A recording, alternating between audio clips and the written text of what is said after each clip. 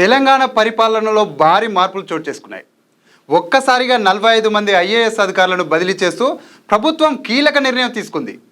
సెక్రటరీలు, జీహెచ్ఎంసీ అధికారులతో సహా పలువురికి కొత్త బాధ్యతలు అప్పగించారు. ఈ మార్పులు ఎందుకు, ఎవరెవరికి ఏ పోస్టులు వచ్చాయి, ఈ నిర్ణయం వెనుక అసలు కారణం ఏమిటి, ఈరోజు పూర్తిగా తెలుసుకుందాం. తెలంగాణ ప్రభుత్వం పరిపాలనను మరింత సమర్థంగా అమలు చేయాలనే ఉద్దేశంతో ఈ భారీ బదిలీలకు శ్రీకారం చుట్టింది.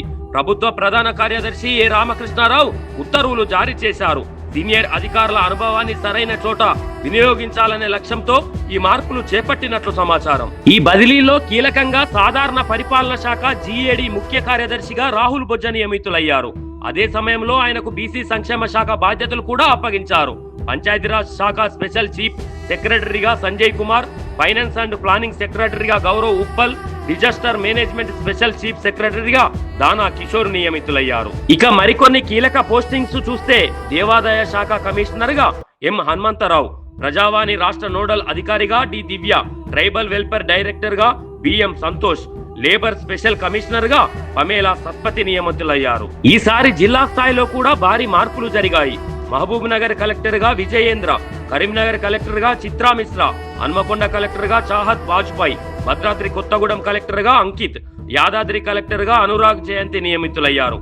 ఇంకా పలు జిల్లాలకు కొత్త కలెక్టర్లను నియమించారు. అదనపు కలెక్టర్ల స్థాయిలో కూడా మార్పులు జరిగాయి. వికారాబాద్ అదనపు కలెక్టర్ గా ఉమాశంకర్ ప్రసాద్, మేడ్చల్ అదనపు కలెక్టర్ గా ఫైజాన్ అహ్మద్, ఇలాంటి కీలక పోస్టుల్లో కొత్త నియామకాలు జరిగాయి.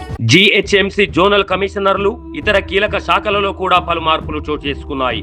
ప్రభుత్వం అన్ని స్థాయిల్లో పరిపాలనను బలోపేతం చేయడమే లక్ష్యంగా కనిపిస్తుంది. ఈ భారీ బదిలీల వెనుక ముఖ్య కారణం పాలనలో వేగం పెంచడం, అభివృద్ధి పనులను సమర్థంగా అమలు చేయడం, అలాగే ఎన్నికల తర్వాత ప్రభుత్వ విధానాలను వేగంగా అమలు చేయాలనే ఉద్దేశం కూడా ఉండొచ్చు. ఈ మార్పులు పరిపాలనపై ఎలా ప్రభావం చూపిస్తాయి? కొత్త అధికారుల పనితీరుతో జిల్లాల అభివృద్ధి వేగం పెరుగుతుందా?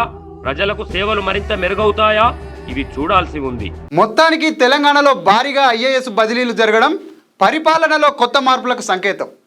45 మంది అధికారులకు కొత్త బాధ్యతలు అప్పగించడం ద్వారా ప్రభుత్వం స్పష్టమైన మెసేజ్ ఇచ్చింది. ఇక ఈ మార్పులు ప్రజల జీవితాల్లో ఎలా ప్రతిఫలిస్తాయో చూడాలి.